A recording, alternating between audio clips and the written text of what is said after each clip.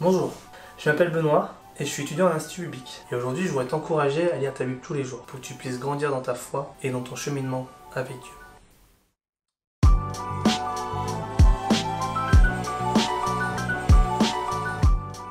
J'ai fait un CAP en production florale et légumière. Et quand j'ai commencé ce CAP, ce qu'on nous apprend en premier, c'est à bien s'occuper d'une plante. À comment l'arroser, comment la nourrir, comment s'en occuper, comment en prendre soin. Tu peux pas faire planter un bananier en Bretagne, tu dois savoir où planter ta plante correctement. Cette histoire de plante me rappelle une histoire de Jésus, la parabole du semeur, en Marc 4. Un semeur sortit pour semer. Comme il semait, une partie de la semence tomba le long du chemin. Les oiseaux vinrent et le mangèrent. Une autre partie tomba dans un sol pierreux, où elle n'avait pas beaucoup de terre. Elle leva aussitôt, parce qu'elle ne trouva pas un terrain profond.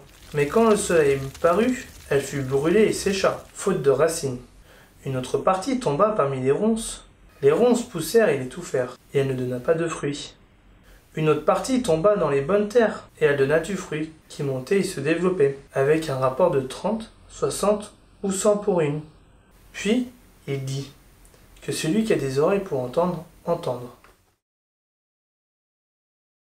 Dans cette parabole, on nous parle de semer dans de mauvais endroits, un peu comme l'histoire du bananier, ou dans de bons endroits. Cette parabole aussi nous montre que semer dans des beaux endroits, nous avons des belles plantes, qui donnent des fruits. Certaines 30, d'autres 60, et encore d'autres 100. Mais pourquoi ne donnent-elles pas le même nombre? C'est très simple, nous n'avons pas le même nombre d'années de conversion, nous n'avons pas le même niveau de chemin spirituel. Nous n'avançons pas tous à la même allure avec le Seigneur, et nous n'avons pas le même âge. Ceci peut jouer dedans. Mais comment faire alors pour grandir et donner autant de fruits? C'est très simple. Jésus nous le dit dans sa parole. Il nous dit que celui qui a des oreilles pour entendre, entende. Mais entendre quoi? Prenons l'exemple de cette plante. Cette plante s'appelle un ficus. Pour pouvoir grandir, on lui a mis un tuteur. Ce tuteur lui permet de pouvoir tenir droit et de ne pas tomber.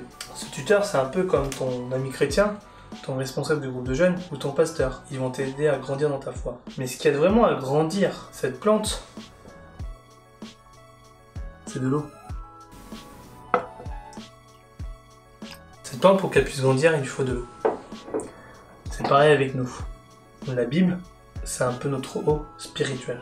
Le premier truc que tu fais le matin, c'est de regarder ton téléphone. Tu vas sur les réseaux sociaux, tu regardes tes notifications.